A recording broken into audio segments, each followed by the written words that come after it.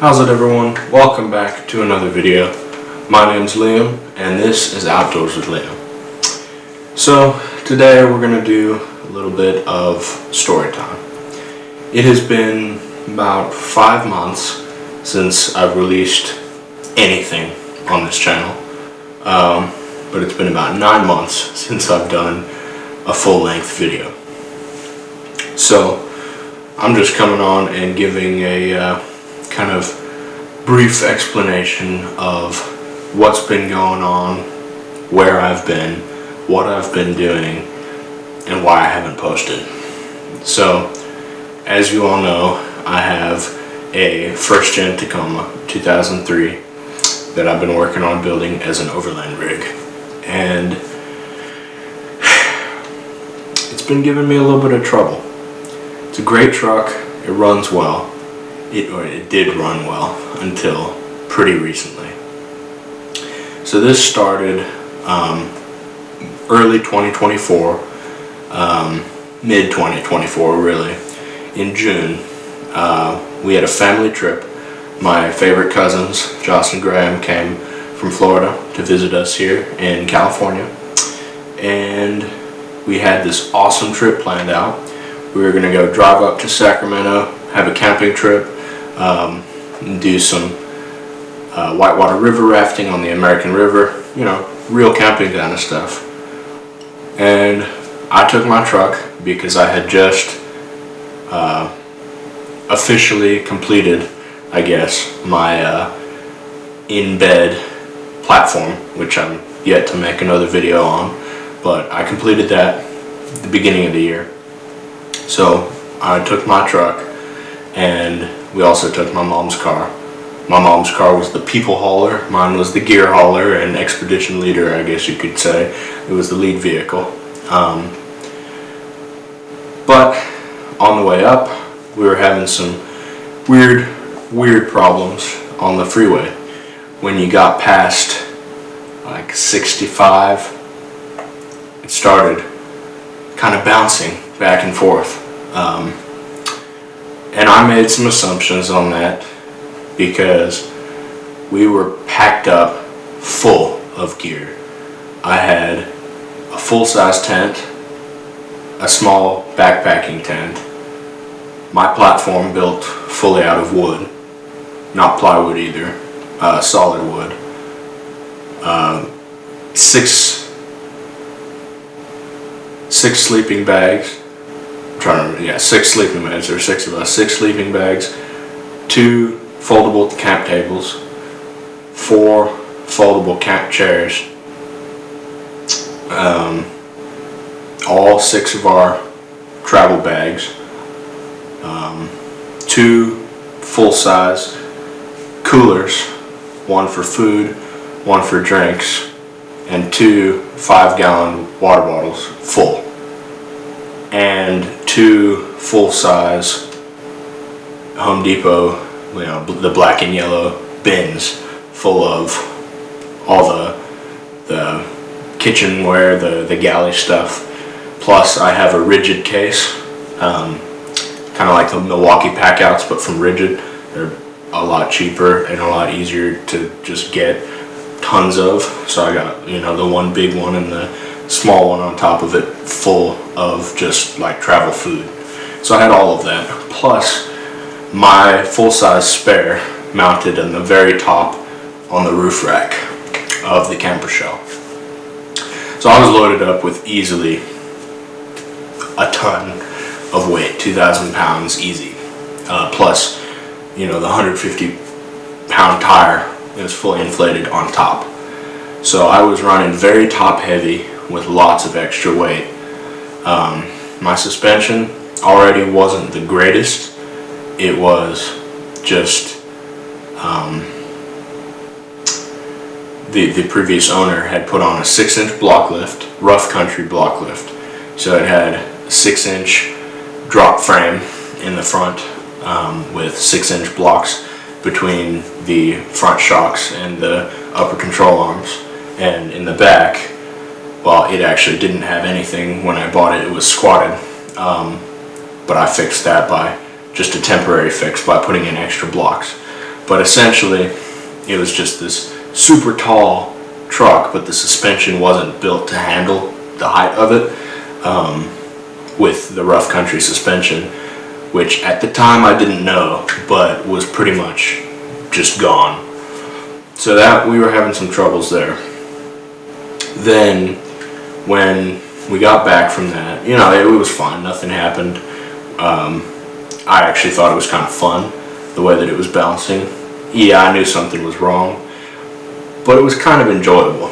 You know, it's not every day that you get like bouncing up and down on the truck, and it was, you know, sometimes it synced with the music, and it was a good time.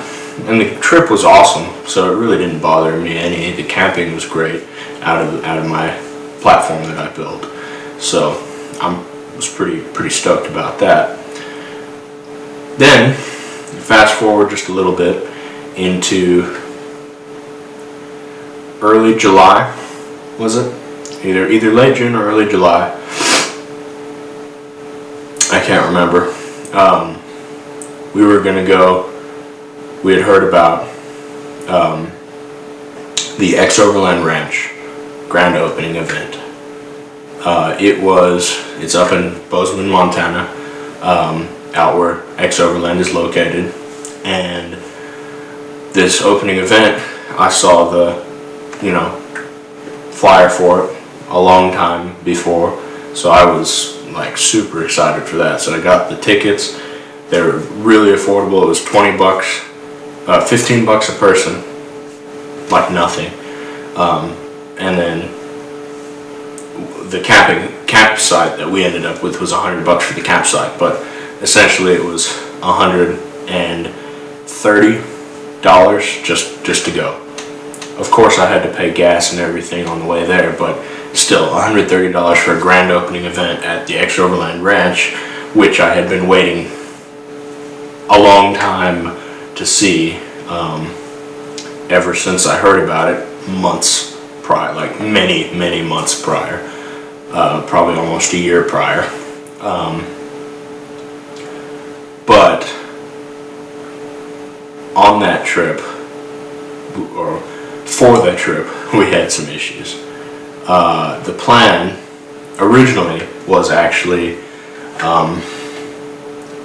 for me and my mom and Paul, which if you've been on the channel, you know from our problems with the pickup video.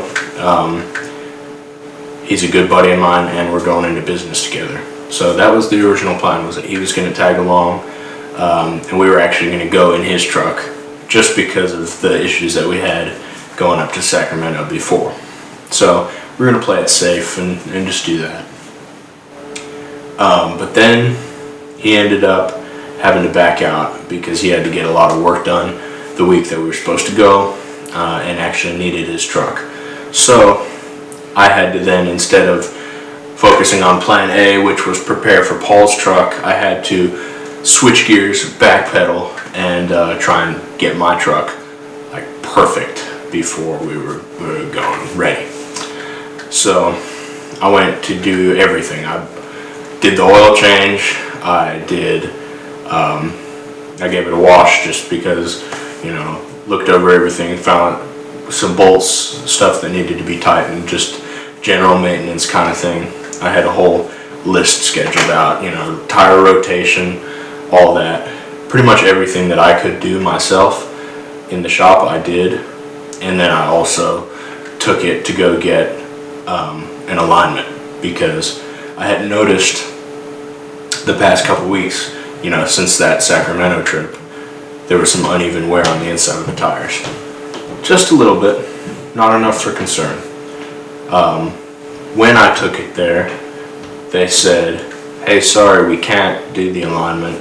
You're going to need new ball joints and new upper control arms before we can, because there's too much play. At that point, I was already planning to change the ball joints, because in that first gen Tacoma, there's a lot of horror stories about the ball joints just failing and the whole tire or the wheel just falling off. So I was going to do that anyway, just wasn't planning on doing it before we left. Then I was also planning on doing the upper control arms at the exact same time that I was going to get better suspension, because I was tired of the block lift and I wanted real off-road suspension lift. So I was going to go with Old Man Emu ARB suspension and upper control arms. I didn't have the money at that point to spend on the whole suspension, and I didn't want to do the upper control arms without doing the suspension as well. You know, wanted to get one order, all that kind of thing, and also didn't want to pay a bunch of money to get a temporary upper control that I was just going to replace later. So I decided, my own judgment, that I would replace the lower ball joints and not the upper control arms, which was a mistake. But we were getting down to the deadline, and I really wanted to take my truck, and I didn't want to deal with too much. You know, it was still drivable, it wasn't having too many issues, it was simply the bouncing. I thought it would be no problem. So basically this event was a 2-day event, Thursday night and Friday, and then you could camp the Thursday night, the Friday night, and then leave this Saturday. Obviously I work at church at Cypress, at our home church. On Sundays I run the live stream. So for me to leave on a weekend, I have to get people to cover for me. I currently don't have, or at the time I didn't have somebody, I still don't, but I mean at that time and currently I don't have anybody who can consistently fill in for me if I'm gone. So for that trip I decided I wouldn't have anyone fill in for me. I would simply be back by Sunday. So the plan was we leave Wednesday from our house here, take the 17-hour drive to Montana straight, just me and my mom in my truck, drive straight through, get there the Thursday, spend the Thursday night, spend the Friday, maybe spend the Friday night, if not just leave. Well, the original plan was spend the Friday night and then leave early, like 3 in the morning on the Saturday. We go, we do leave, and then be back by Sunday. You know, be back Saturday evening, so that we'd be back by Sunday. So the Wednesday comes around. I didn't really sleep well the night before we left, just because I was still thinking of, I hope my truck will be okay. What else do I have to bring? You know, I basically, even though it was just a short, like 3-day trip, there was a lot slammed into there, and I was essentially expedition leader in the sense that I just had a lot racing through my mind on everything that we had to bring. I created the whole packing list of essentials, and it was a lot, and I wasn't sure that we were going to get everything, so I was just a little bit stressed out on that. So, but it was fine. We leave the Wednesday, had an amazing drive up there. Yeah, we totally had some bouncy suspension though. It was back and forth, and you know those Montana speed limits, well, as soon as you get out of California really through past Reno in Nevada, it's 80. So we didn't really feel safe going past like 75. That was kind of our cap because it would just keep bouncing too much, and so we were driving pretty slow through the whole way there. We get up there Thursday afternoon, perfect timing. We couldn't have timed it better if we tried. Well, we did try, so I guess I did time it perfectly, but anyway, it was perfect timing. We got there right as signups check-in started, which was 2 p.m. on the Thursday. And the event was such an amazing time. We got to talk to so many different people. we met the whole X-Overland team, Clay, Rochelle, and Ty, and the Croft boys, Eli, Ryder, and Cyrus, and Kurt Williams was there, and Dr. John Solberg was there, and just everybody who was on the show. And they're just such amazing people. They're so genuine and just awesome guys to hang around with, and the whole experience was just insane. We got to talk to the Story Till Now, Four Wheel Nomad, a bunch of different big name people out there, and I just love the whole community, the Overland and Outdoors community, because everybody can just connect. Everyone's from different walks of life, but it's just the love of the outdoors and the passion for adventure that connects everybody. So it was an amazing experience. We got to have a mixer the Thursday night, go around meeting everybody. Some of the most notable people, obviously everyone I mentioned there, but Finding Fernway, they're great. They were doing the whole Pan American Highway in first gen Tacomas. Great guys, got to meet them. Two Wolf Foundation, met the Two Wolves who run the thing, and they are awesome guys. Can't really think of anyone else now, but if I do, I'll mention them, because there were there's just so many people that we talked to and got to meet, and it was honestly insane. The scale, because it was a pretty small event relative to like Overland Expo or any other event in that scale. It was even smaller than Expo PNW, which we went to. I've never been to West yet. I'm going this year, but I'm very new in comparison in the Overland space. So I went to PNW for the first time last year, and like this event was smaller than that, which that event was huge to me, but apparently it's tiny compared to West, which is insane because that event was so huge. But anyway, yeah, this XO Ranch it was so small compared to what I thought it would be. So we really got to talk to just about everybody there. Then we got to go on the Overland, or the off-road course that they built in there on the new Trail Hunters, and then we got to go around on the trail ride in a couple of the limited edition cars. I got to drive the 40th anniversary 4Runner, which was freaking sweet. We took it out on the trail, and it just had street tires, but it was doing everything just fine. And of course, it's also about how you drive it. If you put somebody who's never been on dirt in that truck, they're probably going to have some issues, but it was driving so smooth even with the street tires. So imagine that thing with actual off-road tires, all-terrains, would be awesome. But yeah, I mean, even though there were just so many cool things to do, again, the people were just so amazing, and it was just so awesome to connect, and yeah, and to really just talk to everybody in the XO crew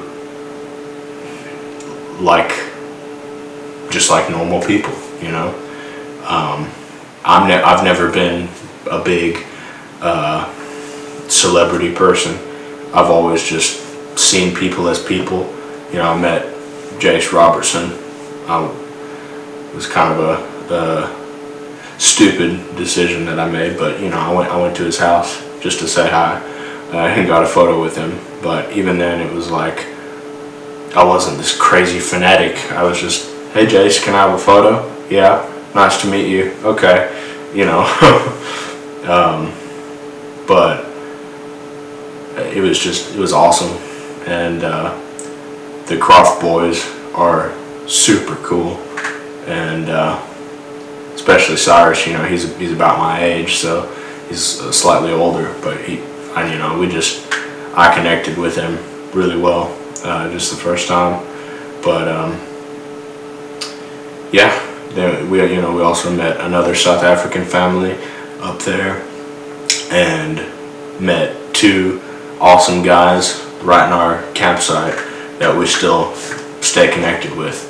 And we only met them the one time, but they're great guys, and I still talk to them on a regular basis. So just, you know, for you out there who are worried about not fitting in or not knowing anybody in the space, just get out there and do it, because you'll meet great people who just talk to you, and you'll get to know them.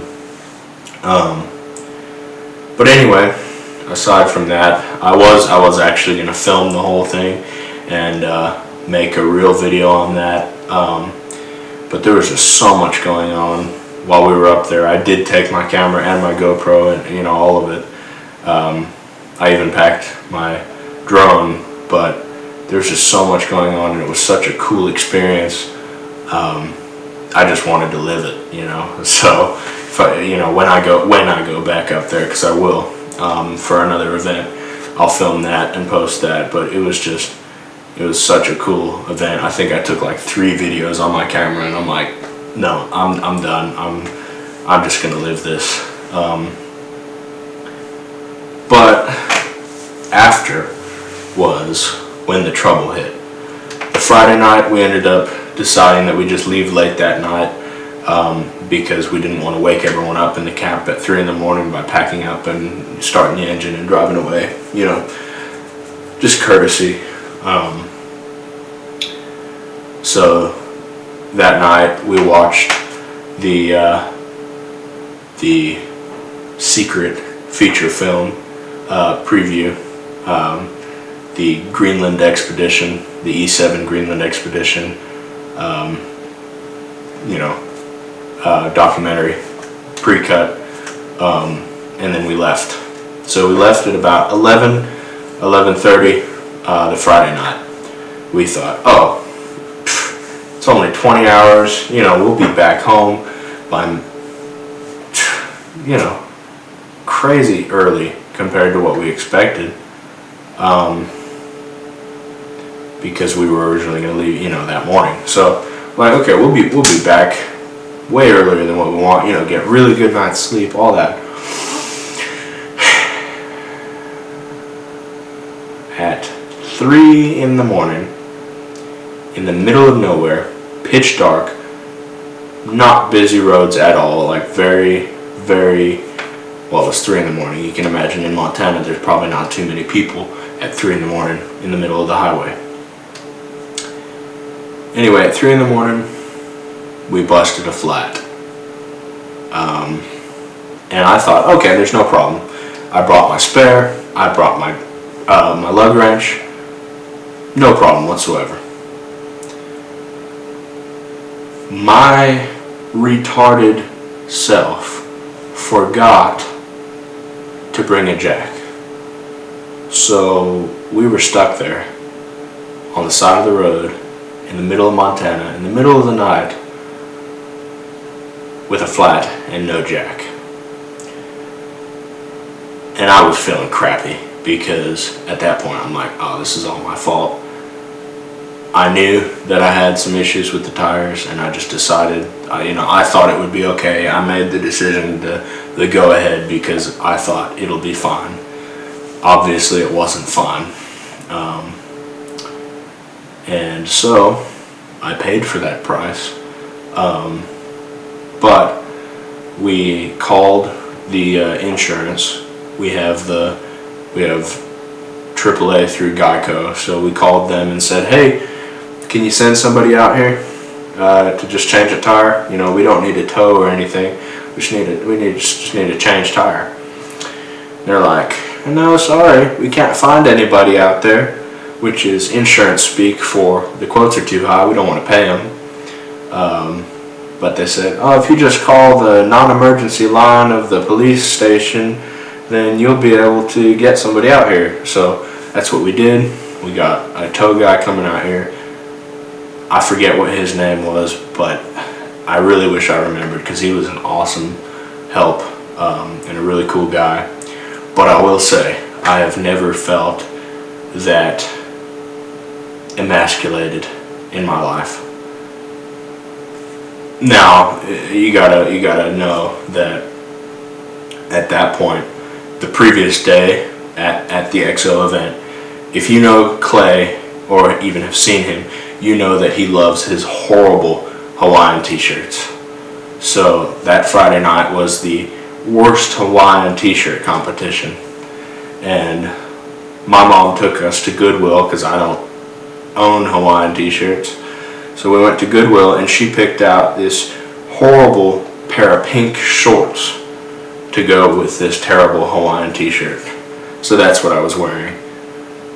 So imagine me standing on the side of the road with a flat in pink shorts and a Hawaiian t-shirt watching another guy change my tire. So as soon as he pulled up, I'm like, hey, could I just borrow your jack? Like, that's it. I don't need to borrow your tools or nothing. I got the rest. I'm like, I can do this. I just don't want to, I've never had to have anyone change my tire ever. I'm usually the one going around changing everyone else's tire. So I'm like, yeah, can I do it? He's like, no, for liability purposes, we can't. I'm like, yeah, fair enough. If I saw a guy on the side of the road in pink shorts, I wouldn't let him touch my jack either. But anyway, we got everything done there, and he tells us, you know what? Y'all are lucky, because 2 miles back, no service. 2 miles ahead, no service. So you're in the 4-mile little stretch on this road in the middle of Montana that had service. And I just thank the Lord that we were there, because otherwise, that nobody was on the road to stop for us. And so it was like, yes, Lord, thank you for helping us, but he also humbled me quite a bit, because it was entirely my fault in this situation. So it was like, yeah, the Lord has a strange way of showing you what you need and humbling you in certain situations. He tells us what I already figured was, yeah, you're going to need to replace the other front tire too. So there's a little town, I'll try to remember the name of the town, I'll show it on the map if I remember, but it's this tiny little town, population 10 kind of thing. And he said, yeah, there's one tire shop there. And sure enough, they said they opened at 7 and you can just get there. Sure enough, when we get there, there is one tire shop, one gas station, one diner, and some houses, and that's it. That's the whole town, and a little janky truck stop, but that's the whole town. That's it. So it was about 4:30, almost 5 by the time we get there. So we wait the 2 hours until they're supposed to open the tire shop. The gas station opens first, so we go there, get some coffee. The lady, super nice, Montana, awesome people. Like, everybody in Montana is nice. It's like, it's the old spirit of like Southern hospitality. It's the same in Montana. There's just the small towns. It's everybody's so kind and helpful and great people. But the lady tells us, ooh, yeah, the tire shop owner, he also owns a ranch just outside of town, and so on Saturdays he only gets into the tire shop at 10:30. And so we're sitting there. It's like 7 o'clock in the morning, and we got to get back. So she says, but don't worry, I'll phone him and see if I can get him to come in a little bit earlier for you. So we're like, oh, thank you so much. You know, she calls him. She says, oh, he'll be here any minute now. We thank her profusely, and but then like 30 minutes go by, and we go inside again and ask her if she knows if she's heard anything back. And she calls him again, and he hadn't left yet, but he was heading over this time. And I'm pretty sure after 30 minutes we had to call again. We had her call again and see. And same thing, was like, oh, haven't left yet, but I'll be there. So luckily he is able to get there around 8:30, so he is coming in a little bit early for us. He has one tire my size, just one. But one is all we needed at that point. And we get it, and he says, yeah, you know, you got enough, just enough to sustain you for now. But if you want to make it back to California, you got to replace your other two. And I would highly recommend, you know, getting a third, just so you have a spare. You know, and that was what I figured as well. So he said, yeah, but I don't have any more of your size, so you just have to go to Idaho Falls, which was another like 30 or 45 minute drive away. So we get in the car praying that we make it there fine, and we do. And we get there, and we're able to get in there after like an hour of waiting, actually get the truck in. We talk about options and decide on 3 barely used tires. They're like new, but they were the used price, so we got 3 for $100 at the Le Schwab. 100 each, 3 for $100 each, so 300 for 3. But for some reason it took like a super freaking long time, because by the time we finally got the truck out and ready to drive and got it filled up with gas and everything, it was 3 in the afternoon on a Saturday.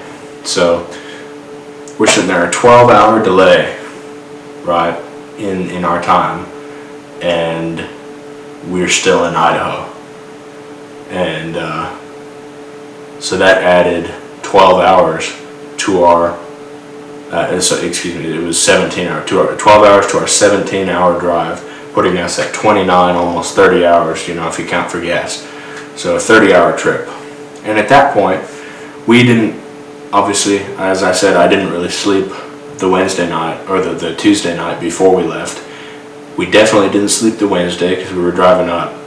We didn't sleep the Thursday because the mixer only finished at like 1 in the morning, and then the sun, since it was summer and we're up north, the sun rises at like 4, where it starts rising, and I'm a very sensitive sleeper, so I didn't sleep well that night either. And I didn't sleep at all the Friday night that we left, and now we're sitting here Saturday, so we're basically 4 full days no sleep at this point. And 4 full days, like 5 nights no sleep. And we're driving back. So I was driving from Idaho Falls. I drove about 10 hours straight shift from Idaho Falls through Reno and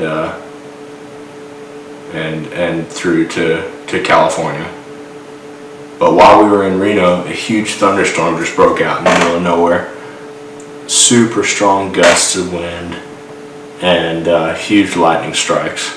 So it was blowing around the little truck like crazy. But we made it through there safe. And then we stop in Sacramento, which is just like at that point in time, since it was the middle of the morning, like 3 hours away from home, 4 hours away from home.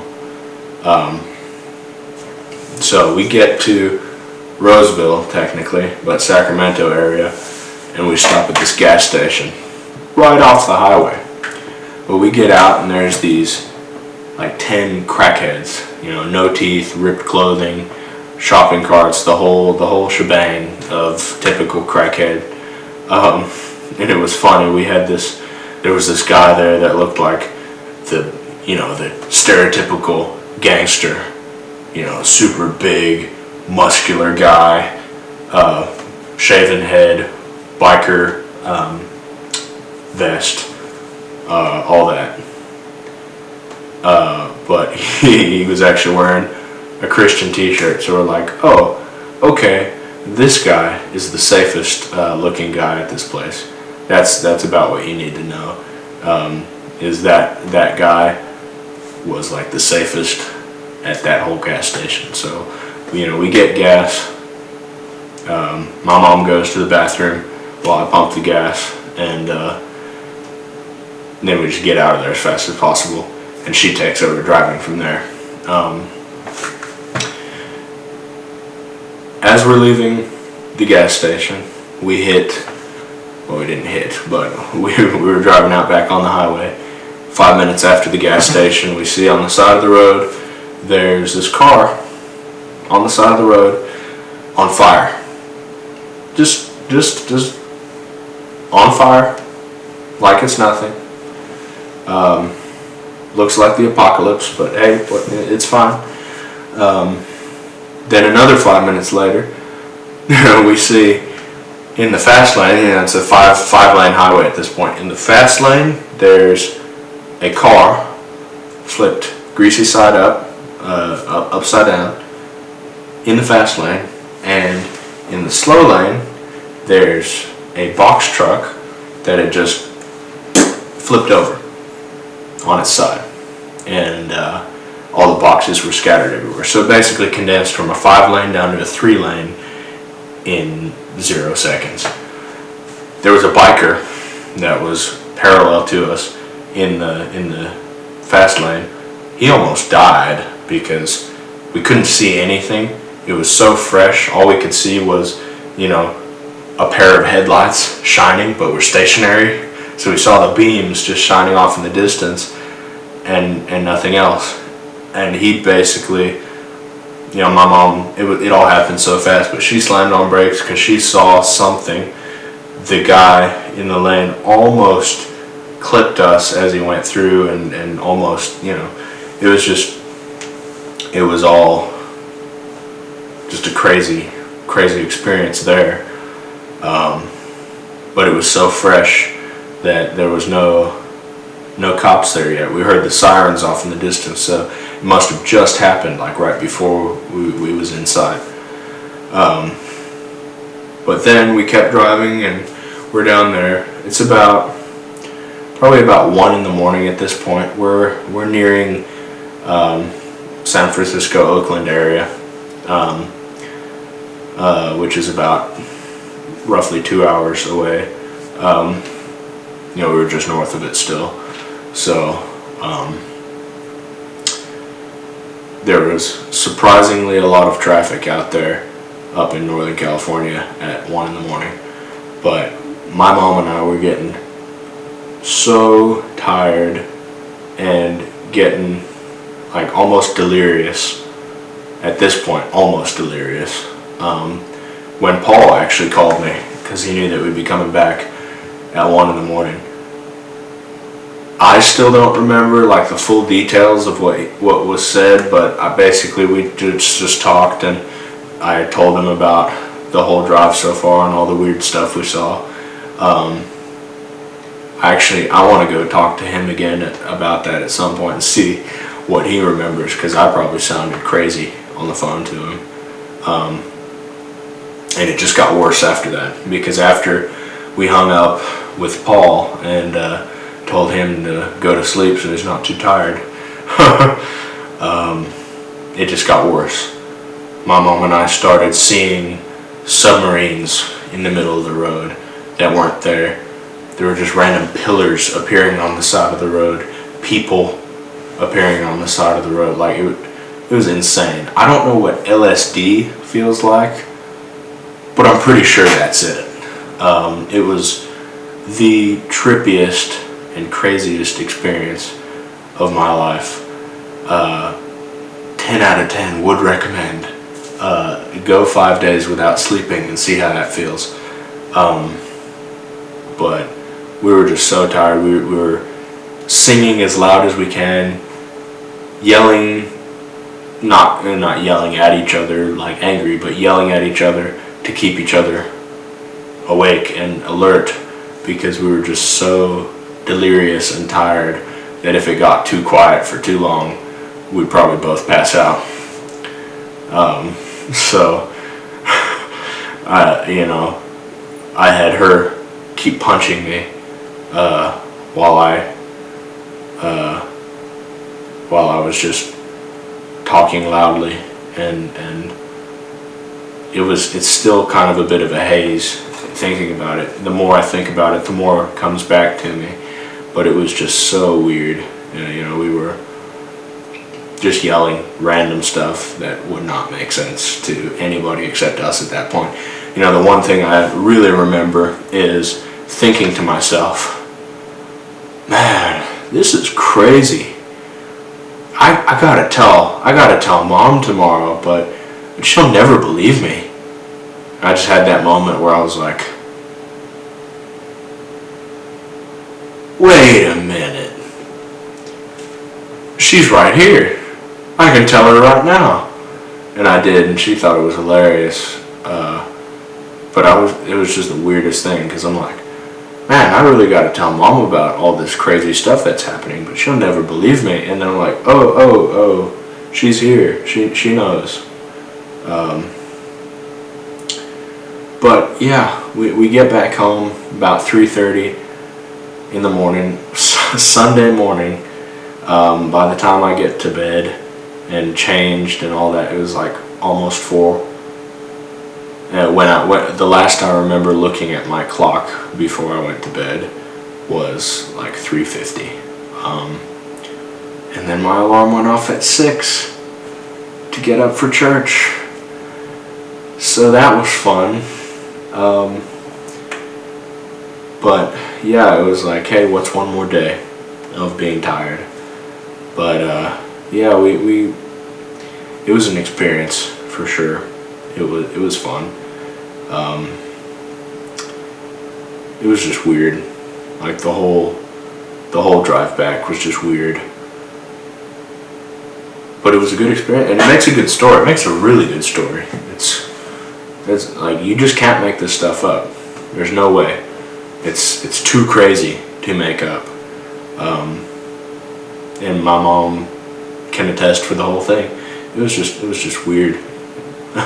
So that's about all I can say to it. It's just weird. But then now, that was summer of 24 last year. Almost a year ago now at this point. So when we get back, I'm like super focused on, I have to get my suspension so that I can drive my truck properly.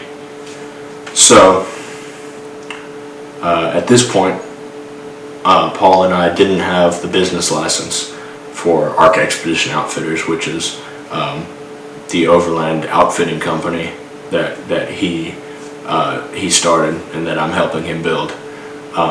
So we didn't have the business license yet. And we really wanted to get the business license so we could set up an account with ARB so that I could get the wholesale discount through ARB, and that I could just get it, and then it would kind of knock out 2 birds with 1 stone. I get my suspension at a discounted price, and we get the account set up with them so we can continue to retail in the future. For some reason, like, he never got, the ARB rep never got back to him about a lot of things, and Paul had other things on his mind at that point, namely his girlfriend and now wife, Kristen. and he was spending a lot of time and effort on her, which, I mean, yeah, good. I'm like, great thing that they got married now, so that was all that effort was worth it. But at the same time, my truck was non-op. So it was basically just sitting there in my driveway. I would take it on short little trips here and there just to keep driving it, but taking it to work wasn't an option. That was too long. So pretty much the only place I would take it was church and church. That's about it. So I just kept waiting and leaving it to Paul to set up the account, and eventually I'm like, I can't wait anymore. About December, I called ARB and was just like, hey, I need to speak to a manager, the owner, the manager, whoever I can talk to about sales. And they answered and were like, okay. I'm like, I don't want to talk to the regional, because they have the local account managers, the retailers. Like, I don't want to go through them. I just want to go straight through the company because I need to get stuff done.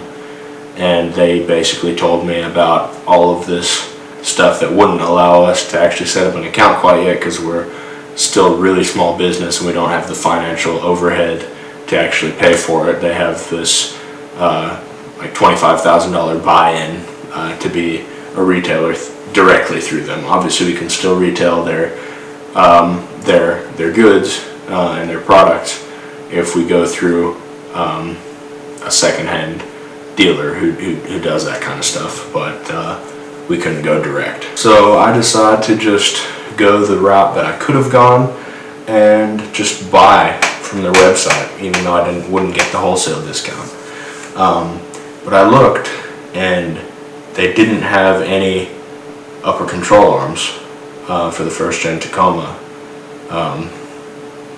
at that time. So I'm like, okay, the thing I really needed, they don't actually have, which I'm not sure if they just don't make them or if they were just out of stock at that point, but their website just didn't have them listed. So I'm like, well, shoot, what am I going to do? The part that I needed to actually replace to get my, the suspension is, I really want that, but I don't need that to actually get it to drive properly, or to get the alignment really, because it drove fine. I just needed an alignment. So then I'm like, okay, I'm gonna look at Icon, because yeah, they're more expensive, but they're really good, and who knows, maybe I'll just look at them. So I did. I looked at Icon, and they were actually running a Black Friday deal at this point, and I caught them right on the tail end of the Black Friday deal, and it ended up being a really, really solid price for the Stage 3 suspension, which is the good suspension for the first gen Tacomas. It's not the base Stage 1, it's Stage 3, which has the remote reservoirs and all that, and the add-a-leaf kit. And so it was just this really good suspension that I got for basically the same price as what the ARB suspension is, for a better suspension, just because the Black Friday deal was like 15% off. Kind of pretty crazy actually that I caught it, but I did. And they said, hey, your upper control arms are on back order.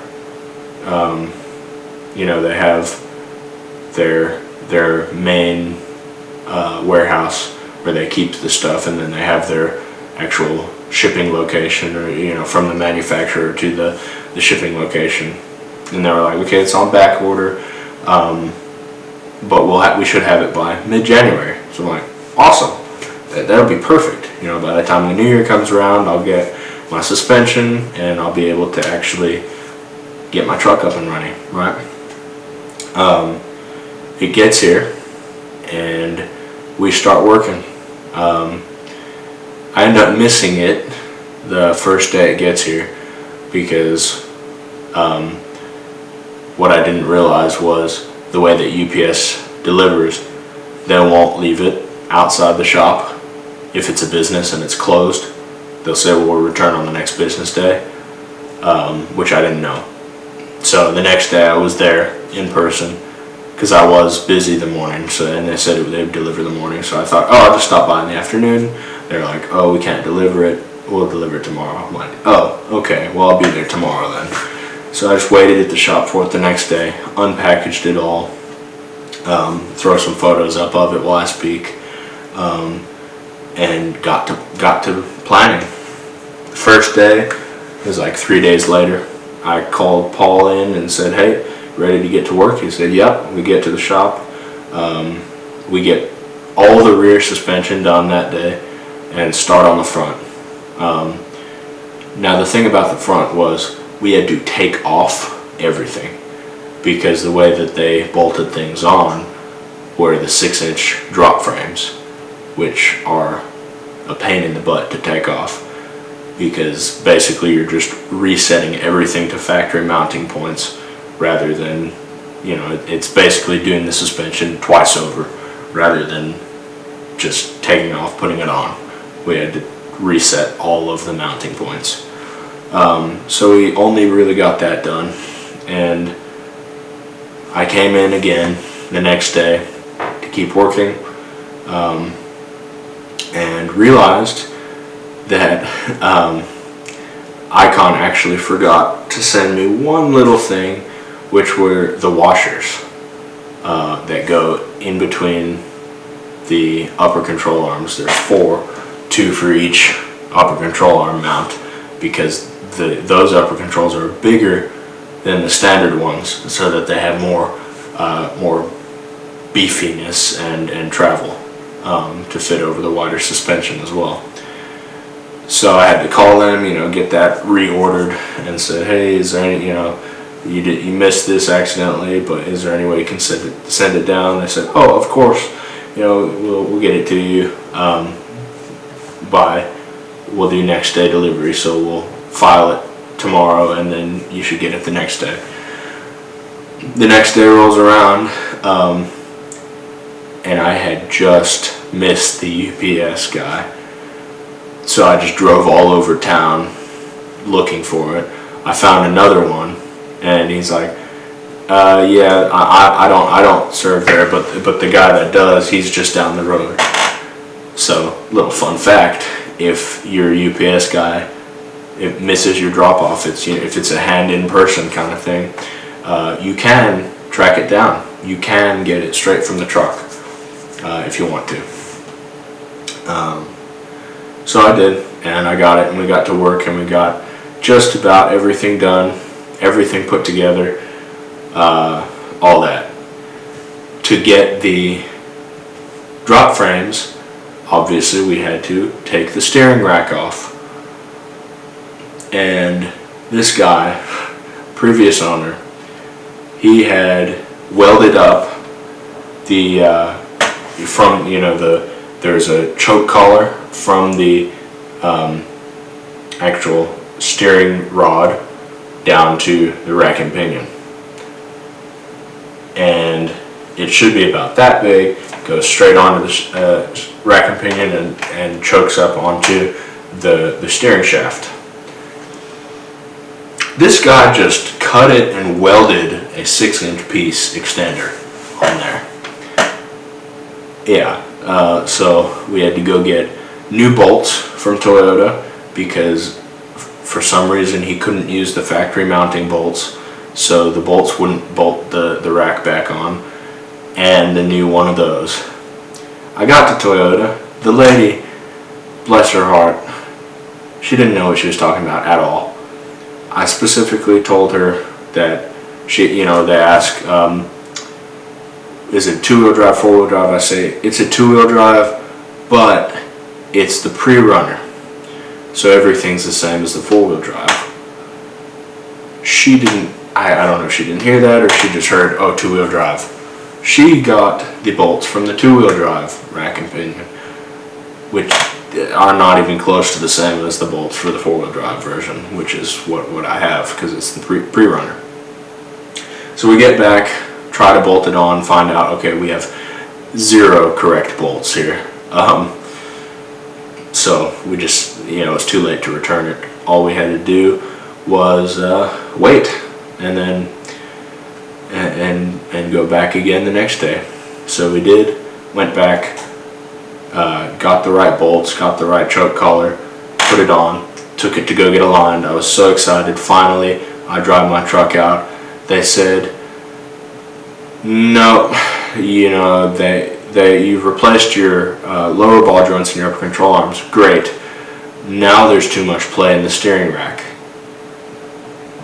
So we had tightened that sucker down, but apparently the bushings were so far worn down and the rack was leaking, I guess. So yeah, we had to buy a whole new rack and pinion, which is really, really expensive for an unexpected fix. All the other expenses were like, okay, we're expecting to pay this.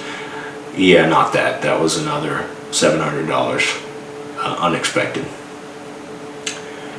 So once we get this new rack and pinion on, we actually had to get new hoses as well because they extended the hoses, but in doing so, the hose was leaking. So we went to a pick and pull to get new parts. We ended up finding the exact bolts we needed, just laying there on the ground. So we grabbed those as well as the hoses, took those back, put everything on, took it to get aligned, and thank the Lord, my truck was done.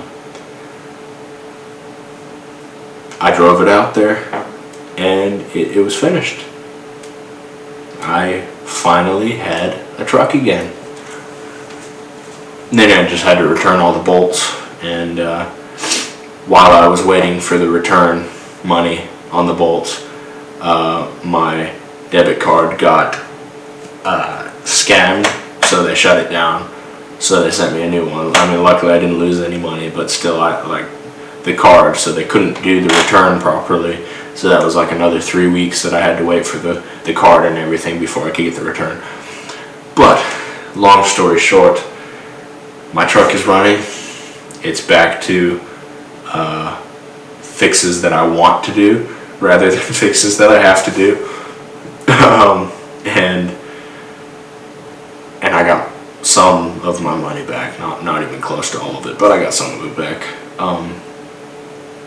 Needless to say, this truck is worth more than any money can buy. You're all caught up on everything, just about everything you need to know on what's been happening in the past couple months. And this leads us to, where are we going? What's going on? I have some very exciting plans for the near future, for business, for this channel, for just everything, just life. But for this channel, hopefully I'm going to be able to do a full walk around video of my truck. I'm going to do, because now that I've gotten it fixed, I went mudding. I'm like, okay, I got to test it off road. So I went mudding, got it all messed up in the mud again. So now it needs like a big major wash. So I'll make a video on washing a muddy truck, because Lord knows that everybody who has a truck like this, not everybody, but most people who have a truck like this are going to use it for what it's meant for. Now, it's not a pavement princess, it's for the mud, it's for the dirt, it's for getting dirty and using. But you don't want it to mess up like the brand new suspension I put in. Mud caked up would mess that up if left for months on end. So I'm just going to show you how I wash it and how it's going to be, how maybe not the easiest way, but how I wash it and how to get all this caked on mud off, so that you increase the longevity of your off-road vehicle. And yes, it's a pain in the butt to keep washing, deep washing like this every time you go out, but it's so worth it. And especially if you're someone like me who finds joy in cleaning. Like, I'm the kind of person who likes to, that you know, if something's dirty or unorganized, it doesn't always bother me. A lot of the times it does, but anyway, it doesn't always bother me. But I do have tons of fun and really enjoy getting down into the nitty-gritty, you know, seeing the transition from super muddy into super clean and shiny. So I'm going to do like the full shebang, go from, I'll probably take it out mudding once more just to cake on some extra mud just for fun. Go from that all the way to sparkling clean. You know, I'll pressure wash the whole thing, wash it by hand as well. And because the thing is, I got a snorkel, can't do a car wash because the snorkel. I also just have a lot of stuff on the outside that might either break my truck or break the machine if it gets caught on there. But yeah, so I'm going to do everything, get the underside of it, do the engine bay, and just do the interior, do some detailing. So that'll probably be a long video too. But just saying, hey, us guys that get our trucks dirty, we clean them too if we want to drive them and not break them. I know there's a lot of guys out there who will take their trucks out, get it dirty in the mud like one time, and just leave it like that, but never go mudding again. And I understand it if you're going mudding all the time, so you just never clean your vehicle because you're literally in the mud all the time.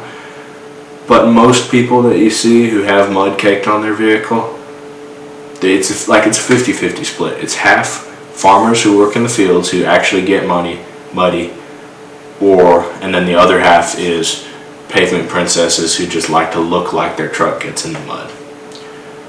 I'm not one of those people. I like to get it dirty and then clean it after, and get it dirty again and clean it after, and keep doing it, getting it dirty and cleaning it.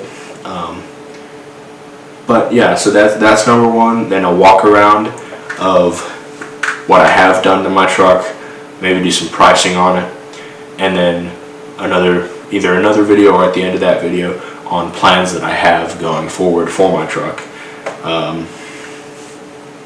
But yeah, then I also have I have one podcast currently going with me and Paul and Paul's wife Kristen, called At the Crossroads, and so that's for my coffee company, which links are in the description for all of these things. But that's like an eclectic podcast of just anything we want to talk about, but it's a more serious podcast, so we'll talk about faith, politics, like everything serious.